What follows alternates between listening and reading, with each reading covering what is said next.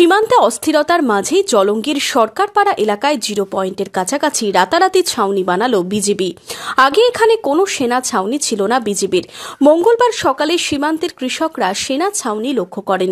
সীমান্তবর্তী এলাকার বাসিন্দাদের দাবি, আগে এখানে বিজেপির কোনো ছাউনি ছিল না, টহলদারিও তেমনভাবে ছিল না বিজেপির। জন্মস্থান আমাদের এখানে, আমরা এই সাইড দিয়ে স্কুলে গেছি, কিন্তু এরা যে একটা নদী দিয়ে ডিভাইডেড ছিল ইন্ডিয়া বাংলাদেশ, কিন্তু দুইটুকুই কিন্তু পুরো সীমানার পুরো নদীটা ওরা কিন্তু ব্লক করে নিয়েছে। ওরা কারা? বাংলাদেশ। কিভাবে ব্লক করলো? মানে এরা যে ওরা বলছে আমরা রেকর্ড করে নিয়েছি, কি করে নিয়েছে তাই বলে ওরা সব দখল করে নিয়েছে, বুঝলেন তো? কাগজ কলমে, হ্যাঁ, ওইগুলি বাংলাদেশ সীমানা। অ্যাকচুয়ালি কিন্তু অদ্দূর ওরা আসে না, অদ্দূর হয় না, বুঝলেন তো?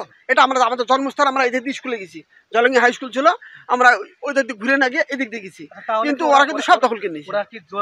জোর করে বলছে আমরা ওইগুলো রেকর্ড করে নিয়েছি নাকি সব ওইসব বলি আমরা, ওরা কিন্তু একদম চলে এসেছে, কিন্তু আমরা তো স্থানীয়, আমরা জন্মস্থান এখান থেকে আমরা সবকিছু দেখেছি। তবে সেনা ছাউনি তৈরির পরেই ওখানে বিজেপির গতিবিধি বেড়েছে। এপারে বিএসএফ তৎপর রয়েছে।